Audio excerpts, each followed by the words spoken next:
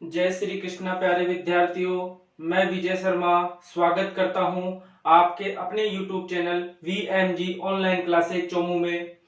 दोस्तों इस चैनल के ऊपर मैं आपको पूरा मैथमेटिक्स पढ़ाने वाला हूं। चाहे फिर आप किसी भी कंपटीशन की तैयारी करिए, चाहे आप SSC का एग्जाम दीजिए, चाहे रेलवे का दीजिए, रीट का दीजिए, फर्स्ट ग्रेड का दीजिए, किसी भी भारत में चलने वाली किसी प्रतियोगी जिसमें गणित आती हो उसका आप एग्जाम दे सकते हो। क्योंकि यहाँ पे मैं किसी पर्टिकुलर एक एग्जाम को लेकर नहीं चल रहा हूँ कि यार मैं पटवारी की तैयारी करवा रहा हूँ, आपको रेलवे की तैयारी करवा रहा हूँ या SSC की करवा रहा हूँ। मैं सिर्फ और सिर्फ टॉपिक करवाऊंगा जो भी 0 लेवल से 100 लेवल तक आपका पूरा पढ़ाऊंगा यहाँ पे गणित। ठीक है कि नहीं। जैसे अभी हम नंबर सिस्टम पढ़ रहे हैं और नंबर सिस्टम में संख्याओं के बारे में पढ़ रहे हैं और 3 संख्याओं के बारे में हम पढ़ चुके हैं, प्राकृत, पूर्ण और पूर्णांक। तो आप देखते होंगे कि कई वीडियोस हैं, बहुत सारे वीडियो बने हुए हैं, वहां पे संख्याओं को जब आप देखोगे कि एक ही वीडियो में प्राकृत, पूर्ण, पूर्णांक, सम, विषम, अभाज्य, परिमेय, अपरिमेय, वास्तविक, काल्पनिक सभी संख्याओं को एक आपका एक उस लेक्चर में पूरा कर देंगे। मैं यहाँ पे आपका 5 वीडियो बनाने वाला हूँ संख्याओं पे। मैं कह रहा हूं आपको कि पूरा निचोड़ निकाल कर आपको पूरा निचोड़ निकाल के गणित का दूंगा। आपको किसी चैनल पे जाने की आवश्यकता नहीं है, सिर्फ आप सब्सक्राइब कीजिए, शेयर कीजिए, ज्यादा से ज्यादा लाइक कीजिए और इस चैनल पे बने रहिए। मैं अब आपको विश्वास दिलाता हूं कि आपको पूरा गणित सिखा दूंगा मैं, चाहे कितना ही कमजोर विद्यार्थी हो, चाहे कितना ही इंटेलिजेंट विद्यार्थी हो। शुरुआत हम कमजोर विद्यार्थियों को देखते हुए करेंगे और अंत हम जो मेधावी छात्र हैं या इंटेलिजेंट विद्यार्थी हैं उनको देखते हुए करेंगे। किसी भी टॉपिक की शुरुआत और अंत हम इस प्रकार से करेंगे और अपने जो भी वीडियो बनेंगे वो पूरा जैसे जो भी टॉपिक चलेगा उसका 0 से लेकर 100 लेवल तक बनेगा। तो आपको मैथ्स कहीं किसी चैनल पे पढ़ने की आवश्यकता नहीं है, आप मेरे साथ बने रहिए और आप जितने सब्सक्राइब करोगे, जितने व्यूज दोगे, देखोगे, मैं आपका प्यार जितना ज्यादा मुझे मिलता रहेगा उतना ही मैं मोटिवेट होऊंगा और आपके लिए अच्छी से अच्छी चीजें लेकर आऊंगा। तो आज जो वीडियो, पिछले वीडियो मैंने प्राकृत, पूर्ण और पूर्णांक जो संख्याएं पढ़ाई हैं, आपको डिस्क्रिप्शन में उसका लिंक दे दिया जाएगा, वहां पे जाइए और उन संख्याओं को अच्छे से पढ़िए। और आज मैं जो बात करने वाला हूं इंपॉर्टेंट 2 संख्याओं के बारे में बात करूंगा और उन 2 संख्याओं में एक अंक आएगा, उस अंक का नाम है शून्य, 0, जिसकी खोज आर्यभट्ट ने की थी। अब उस शून्य के बारे में आज हम चर्चा करेंगे कि 0 का क्या महत्व है, क्या उपयोग है, कैसे कैसे इसका प्रयोग किया जाता है। ठीक है नहीं। तो सबसे पहले आप 2 संख्याओं के बारे में पढ़िए। सबसे पहली संख्या है सम संख्या। सम संख्या देखिए, ध्यान से पढ़िए, फिर बाद में मत कहना कि मास्टर ने सही नहीं पढ़ाया, क्योंकि मास्टर हमेशा सही पढ़ाता है, ध्यान आप नहीं देते हो। मास्टर हमेशा सही पढ़ाता है, ध्यान आप नहीं देते हो। तो ध्यान देकर पढ़िए, फिर बाद में कहोगे मास्टर ने सही नहीं पढ़ाया। मास्टर तो ये गणित के मार साहब हैं, बहुत बढ़िया है। पढ़िए आप, इवन नंबर, इंग्लिश में क्या बोलते हैं इसको, इवन नंबर।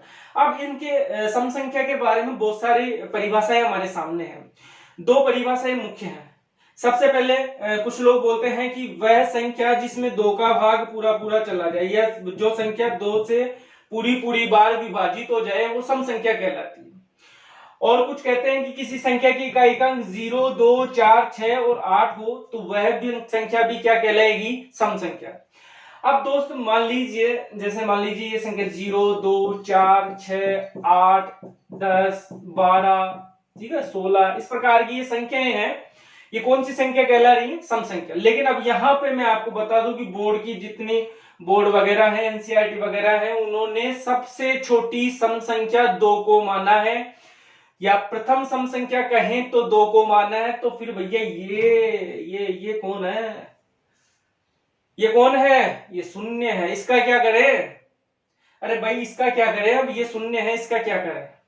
भाई कहने वाले ने कह दिया कि 2 का भाग लगे वो सम संख्या मान लो, तो भैया 0 में तो 1 का भी जाता है, 2 का भी जाता है, 0 तो सभी संख्याओं से विभाजित है 0 को छोड़कर। ठीक है नहीं। तो ये जो 0 है ये सभी संख्याओं से विभाजित है, तो ये इसके अनुसार तो ये क्या होनी चाहिए, सम संख्या होनी चाहिए यहाँ पे। और अभी हम सिद्ध भी करेंगे कि 0 सम है या विषम है या फिर कुछ और बोला जाता है इसको। ठीक है। तो लेकिन अभी आप सम संख्याओं में इतना ध्यान रखिए कि सबसे छोटी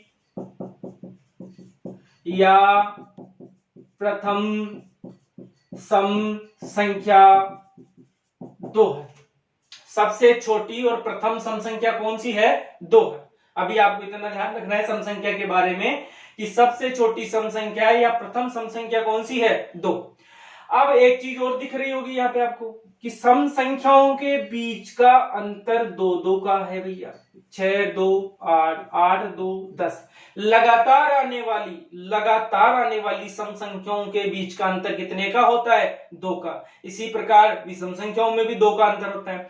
तो यदि आपसे कहा जाए कि 2 लगातार विषम सम संख्याएं हैं तो आपको क्या मानना है कि एक को x मान लिया तो दूसरी क्या हो जाएगी? x plus 2। एक संख्या यदि x है तो दूसरी क्या हो जाएगी? x plus 2। ध्यान रखना, अगर यही कथन प्राकृत संख्याओं के लिए हो तो मैंने कहा था कि लगातार आने वाली प्राकृत संख्याओं के बीच का अंतर 1 होता है। तो x होगी तो प्राकृत संख्या दूसरी क्या हो जाएगी? x plus. वो बाद में चर्चा करेंगे कि 3 लेंगे तो x माइनस 1 इधर ले लेंगे, x प्लस 2 उधर ले लेंगे और भी। तो लेकिन अभी सम संख्या के बारे में आपको क्या पता चला कि वह संख्या, सबसे छोटी सम संख्या कौन सी है? 2 है। और दोनों उनके बीच का अंतर, लगातार आने वाली सम संख्याओं के बीच का अंतर कितने का होगा? 2 का होगा। ठीक है, अभी तक आपको सम संख्या के बारे में इतना ही।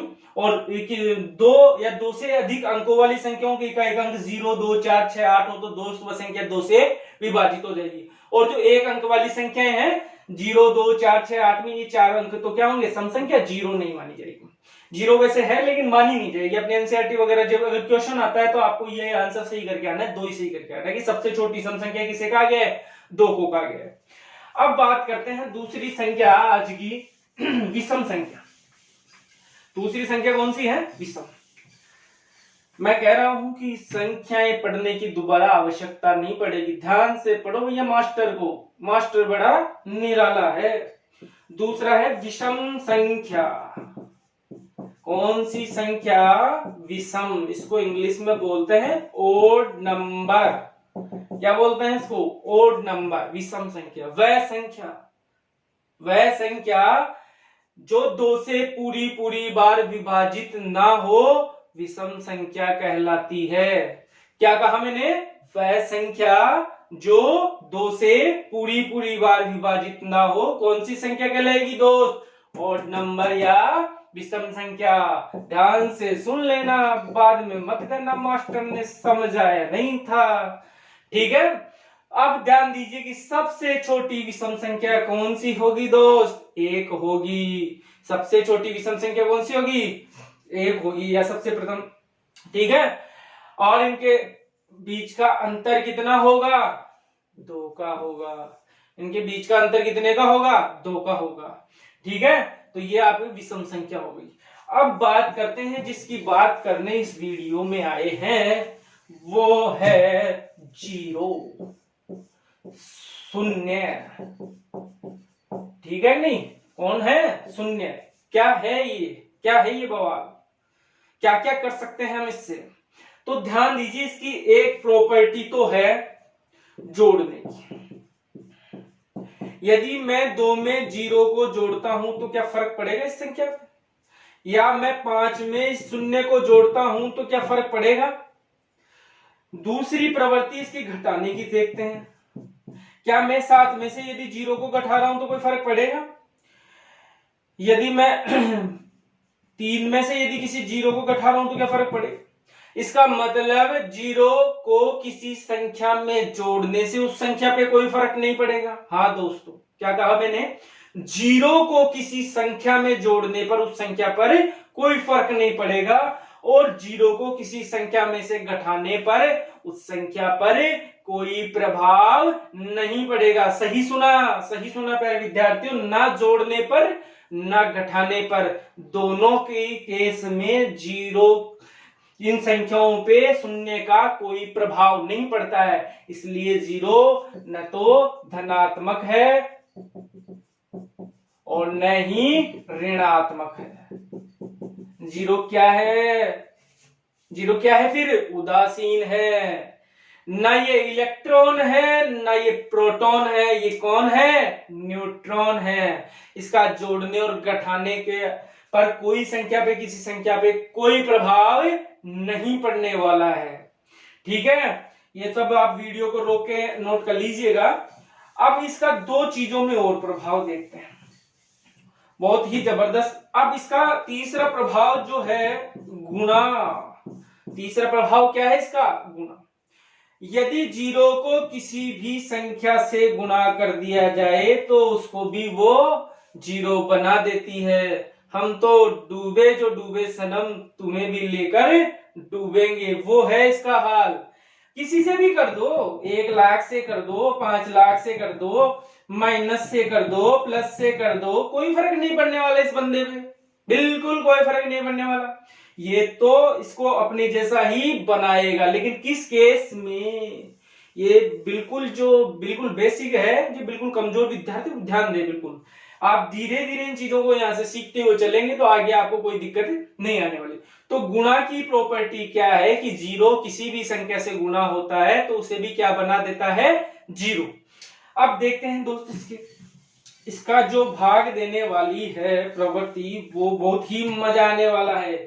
आज तक नहीं सीखा होगा आपने, बहुत ही, मैं कह रहा हूं आज तक नहीं सीखा होगा आपने। देखिए मैं पहले कुछ चीजों को यहाँ पे क्लियर करता हूं कि जैसे मान लीजिए कि 12 में मैं 4 का भाग दे रहा हूं, तो इस 4 को मैं किससे गुणा करूं दोस्त कि ये 12 बन जाए। हाँ, क्या पूछा मैंने? 4 को किससे गुणा किया जाए कि 12 बन जाए? तो आप कहोगे किससे करो मास्टर जी? 3 से गुणा करो। तो मास्टर जी ने यहां लिख दिया कितना? 3। मास्टर जी ने कितना लिख दिया? 3। तो मास्टर जी ने सही लिखा ना? सही लिखा। अब 15 में मैं 3 का भाग दे रहा हूं, तो बताओ मास्टर जी को यार क्या लिखना चाहिए कि 3 का भाग, 3 को किस संख्या से गुणा करूं कि 15 आ जाए? तो फिर मास्टर जी को क्या लिखना चाहिए? 5 लिखना चाहिए, क्योंकि 5 ही 3 से गुणा, 3 ही 5 से गुणा होगी, क्या बनने वाला है? 15। अब देखिए दोस्त, जीरो में यदि मैं 1 का भाग दे रहा हूं, जीरो में यदि मैं 1 का भाग दो, इस 1 को मैं किससे गुणा करूं कि जीरो बन जाए? तो बोले मार साहब एक ही आदमी है जो खुद का बना लेता है किसी को भी, वो है जीरो। तो भैया मार साहब यहाँ जीरो लिख दो फटाफट। तो 1 को मैं किससे गुणा करूं? जीरो से, तो क्या बन जाएगा? जीरो। अब यहाँ पे मैं 2 का भाग दूं, चाहे 3 का दूं, चाहे 4 का दूं, आने वाला क्या है? जीरो। तो एक प्रॉपर्टी यहां से पता चली है विद्यार्थियों कि जीरो में किसी भी संख्या का भाग दो जीरो को छोड़कर, जीरो में किसी भी संख्या का भाग दो जीरो को छोड़कर, तो आंसर हमेशा क्या आएगा आपका? जीरो। अब दूसरा केस ये उल्टा कर लेते हैं।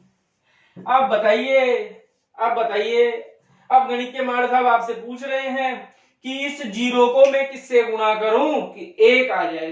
बताइए, इस जीरो को मैं किससे गुणा करूं कि 1 आ जाए? बताइए विद्यार्थियों। अब प्यारे विद्यार्थियों का दिमाग, यार ऐसी कोई संख्या है ही नहीं, क्योंकि जीरो तो क्या है सनम, हम तो डूबे जो डूबे, तुम्हें भी लेकर डूबेंगे। तो ऐसा कोई डूबने वाला है ही नहीं भाई, जो जीरो को काट दे ऐसा कोई है ही नहीं। तो फिर यहाँ कुछ लोग कहते हैं अनंत आता है, इनफाइनाइट आता है। तो अनंत ध्यान रखना कोई संख्या नहीं है। पहले बात ये माना हुआ है कि अनंत है, कोई इसका कोई अंत नहीं है, लेकिन इसका एग्जैक्ट जो मैं बताऊं दोस्तों वो है अपरिभाषित रूप। कौन सा रूप है? अपरिभाषित रूप। इसका मतलब है ऐसी कोई संख्या नहीं है, क्योंकि अनंत भी मान लेंगे तो जीरो अनंत से गुणा होगा, उसको भी जीरो बना देंगे, ठीक है नहीं? तो ये कौन सा रूप बना? अपरिभाषित रूप बना। समझ में आया? किसी संख्या में, दोबारा समझना, किसी संख्या में जीरो का भाग देते हैं तो क्या आता है? कोई रिजल्ट नहीं आता है, कोई रिजल्ट नहीं आता है, ठीक है कि नहीं? तो क्या रूप बन गया? अपरिभाषित रूप। अब इधर आ जाओ, आ जाओ, आ जाओ, आ जाओ, फटाफट आ जाओ। जीरो में जीरो का भाग देंगे। अब बताओ इस जीरो को मैं किससे गुणा करूं कि जीरो आ जाए? बोले मार साहब मजे ले रहे हो हमारे, मार साहब मजे ले रहे हैं। अब मार साहब मजे नहीं ले रहे, जीरो को जीरो से गुणा करोगे तो भी जीरो आएगा, जीरो को 1 से करोगे तो भी जीरो आएगा, जीरो को 2 से करोगे तो भी जीरो आएगा, 3 से। इस प्रकार इन संख्याओं का अंत नहीं होने वाला है। ये संख्याएं तो लगातार, इसके बहुत सारे आंसर होंगे। आप कह दो कि सर लाख आएंगे, आप कह दो 5 आएगा, आप कह दो 7 आएगा। किसका गलत करोगे? किसका गलत करोगे? कि जीरो तो किसी भी संख्या से गुणा होकर जीरो ही बनने वाला है। तो दोस्त अब ये रूप बन गया अनिर्धारित रूप। कौन सा रूप बन गया, अनिर्धारित। तो आज आपको समझ में आया होगा कि इन दोनों रूपों में अंतर है। एक अपरिभाषित रूप है, एक अनिर्धारित रूप है। एक को डिफाइन नहीं किया जा सकता, एक को निर्धारित नहीं किया जा सकता। आज तक लोग अपरिभाषित रूप ही माने, सब कुछ अपरिभाषित है, परिभाषित। दोनों रूपों को समझिए, ये अपरिभाषित रूप है, ये अनिर्धारित रूप है। समझ गए? तो ध्यान आ गया, किसी संख्या में 0 का भाग दोगे तो अपरिभाषित रूप आएगा, 0 में 0 का भाग दोगे तो अनिर्धारित रूप आएगा, कि 0 में किसी संख्या का भाग दोगे तो 0 आएगा। तो ये भाग वाला भी कॉन्सेप्ट मैं मानता हूं कि सब समझ में आ गया होगा। अब कोई दिक्कत नहीं है आपको, अब कोई दिक्कत नहीं है। अब बात करते हैं 0 के सम और विषम की। आपने बात की धनात्मक, ऋणात्मक, गुणा, भाग, जोड़, बाकी सभी चीजों के बारे में बात की, और मास्टर ने बहुत अच्छे से आपको समझाया। समझाया नहीं समझाया? समझाया ना। अब मास्टर आपको समझाने वाला है कि ये कैसे डिफाइन करेगी सम है या विषम है। तो मास्टर 3 चीजों को लेता है यहाँ पे। एक तो क्या है कि दो सम संख्याओं को जोड़ने पर, बताओ खुद ही सोचो, चलो 2 + 4 कितना होगा, 6। तो क्या आ जाएगा, सम। दूसरा केस मास्टर साहब लेते हैं कि सम प्लस विषम, सम प्लस विषम। अब आप खुद देख लो कि 4 + 3 कितना आएगा, 7। तो क्या आएगा, विषम। दूसरा केस मास्टर साहब ने ये लिया। तीसरा केस मास्टर साहब कौन सा लेंगे, अब विषम और विषम का लेंगे, मतलब ओड और ओड का लेंगे। तो अब इवन आएगा, सम आएगा 3 + 5 कितना आएगा, 8 आएगा। अब यहां हम 0 को रख के देखते हैं। अब मान लो कि 0 को मैं एक सम संख्या मान लेता हूं कि 0 + 8 क्या है, आंसर 8। ये बिल्कुल, अरे वाह, दो सम संख्याओं को जोड़ेंगे तो सम संख्या आ रही है। इसका मतलब है 0 अभी तक क्या है, 0 अभी तक क्या है, सम है। यहां से सिद्ध हो रहा है कि दो सम संख्याओं को जोड़ने पे क्या आना चाहिए, सम।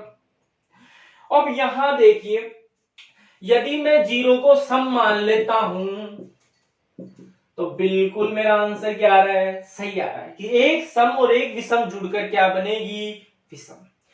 अब यदि मैं यहां पे 0 को विषम मान लेता हूं तो एक सम और एक विषम जुड़कर क्या बननी चाहिए थी, अरे मास्टर को जवाब दो, क्या बनना चाहिए था, यहाँ पे विषम आना चाहिए था, नहीं आना चाहिए था। अब ये सम आ गया, इसका मतलब है 0 विषम तो नहीं है। अगर 0 विषम होता तो यहां भी क्या आता प्यारे विद्यार्थियों, विषम आता। यहां चेक कर लीजिए, 0 + 7, ये भी गलत हो गया भैया कि दो विषम संख्या मिलकर सम बनती है, लेकिन यहां दो विषम संख्या मिलकर विषम बन गई, इसका मतलब 0 विषम नहीं है। तो इन केस, तीनों केसों से हमें पता चलता है कि 0 कौन सी संख्या है, सम संख्या है। 0 कौन सी संख्या है, सम संख्या है। लेकिन 0 को सम संख्या माना नहीं गया। सबसे बड़ी दिक्कत तो ये आ गई है कि मास्टर जी फंसा दिया, सम भी सिद्ध कर दिया, बता भी नहीं रहे सम है कि नहीं है। तो फिर अब 0 को सम संख्या माना नहीं गया है। क्यों नहीं माना गया, आप देख लो, आप गणित में जितनी भी किताबें हैं उनमें फॉर्मूले, आप एक फॉर्मूला आता है वो मैं आपको बता देता हूं। वो फॉर्मूला है प्रथम n सम संख्याओं का योग। प्रथम n सम संख्याओं का योग होता है n + 1। अभी मैं आपसे कहूं कि प्रथम 2 सम संख्याओं का योग याद कीजिए, प्रथम 2 सम संख्याओं का योग याद कीजिए, संख्याओं का योग याद करें। तो देखिए, पहला केस तो यदि आप 0 को सम संख्या मानते हैं तो भैया कितना हो गया, 2। यदि आप 2 को मानते हैं तो 2 + 4 कितना हो गया, 6। अब मेरा फॉर्मूला क्या है, n + 1। तो n का वैल्यू कितना है, तो फॉर्मूले से 2 + 1 3, 2 × 3 कितना आ गया, 6। इसका मतलब फॉर्मूला किसे मान रहा है, गणित के जो फॉर्मूले बने हैं किताबों में वो किसे सम संख्या सबसे छोटी मान रहे हैं, 2 को। अब फिर दिक्कत आ जाती है, मार साहब बताओ तो सही, अरे 2 को माने क्या, तो मार साहब बताएंगे अब 2 को माने क्या। देखो इधर, ये तो समझ में आ गया कि 2 सम संख्या है सिद्ध करने पर, लेकिन फॉर्मूले जो बने हुए हैं 0 फॉर्मूले जो बने हुए हैं 2 के बेस पर बने हुए। तो आपको एग्जाम में ध्यान रखना, सबसे छोटी सम संख्या 2 को मानना है। अब 0 मैंने एक चीज अभी पिछले वीडियो में जाना, डिस्क्रिप्शन में जाना, लिंक को देखना और इस वीडियो को इतना ज्यादा शेयर कर दो आप, इतना ज्यादा कि सबको पता लग जाए कि गणित के मार साहब आ गए हैं, बड़े प्यार से समझाने वाले मार साहब आए हैं। ठीक है, तो यहां से मैंने देखा था -6 -4 -2 0 2 4 6 यही बताया ना संपूर्णांक में। अब देखिए अंतर वही, 6 में 4 2 को जोड़ो 4 आ गया, 2 में 4 को जोड़ो 4, इसी प्रकार 0 का, और विषम पूर्णांक में 0 नहीं आता यहाँ पे। तो अब इस 0 को क्या माना जाए, तो 0 का एग्जैक्ट जो आंसर होगा वो होगा समपूर्णांक। ध्यान रखना, आज की क्लास का महत्वपूर्ण निष्कर्ष है कि 0 समपूर्णांक है। यदि गणित में यदि हमें प्रश्न आता है तो 0 को क्या माने हम, 0 क्या है, समपूर्णांक है, इवन इंटीजर है। 0 क्या है, इवन इंटीजर है। तो दोस्तों आज की क्लास कैसी लगी, सम और विषम को अपने इतनी गहनता से अध्ययन किया है कि मैं मानता हूं कि आपको मजा आ गया होगा। और मैं कह रहा हूं इन संख्याओं को इतने गजब तरीके से और भी जबरदस्त पढ़ाने वाला हूं, इसमें रीट और फर्स्ट ग्रेड वालों को तो बहुत जबरदस्त फायदा होने वाला है, क्योंकि वहां उनके क्वेश्चन जरूर आता है और सभी एग्जाम्स में आते हैं और ये बेसिक है, इनके बारे में अपना पढ़ना जरूरी है। तो दोस्तों आगे कल वाले वीडियो में हम पढ़ेंगे परिमेय संख्या और अपरिमेय संख्या, रेशनल और इरेशनल। बहुत सारे विद्यार्थियों को दिक्कत होती है कौन सी परिमेय है कौन सी, कोई दिक्कत घबराने की आवश्यकता नहीं, मार साहब है, गणित के मार साहब आपके साथ है, तो टेंशन लेने की आवश्यकता नहीं है, सभी अच्छे से पढ़ाऊंगा। बस नियत आपकी ईमानदारी होनी चाहिए, साफ होनी चाहिए, पढ़ाई में ईमानदारी होनी चाहिए, मेहनत। और आप, मैं कह रहा हूं मेरे साथ जुड़ जाइए, आपको पूरा मैथमेटिक्स का मैं कोर्स कराऊंगा, ये विश्वास दिलाता हूं। लॉकडाउन खुले चाहे बंद रहे उससे कोई फर्क नहीं पड़ने वाला, अपनी क्लासें कंटिन्यू चलने वाली है। हाँ धीरे धीरे मेरे पास भी डिजिटल बोर्ड होगा, धीरे धीरे होगा, वो सब आपके प्यार से होगा। ठीक है, अभी मैं इस समय लोकल आराम से जो मेरा चला रहा हूं, लेकिन सुविधाएं आपको, जो कंटेंट है वो आपको अच्छा दे रहा हूं मैं। ठीक है दोस्तों, प्यारे विद्यार्थियों, मिलते हैं नेक्स्ट वीडियो में। जय हिंद, जय भारत, जय श्री कृष्णा।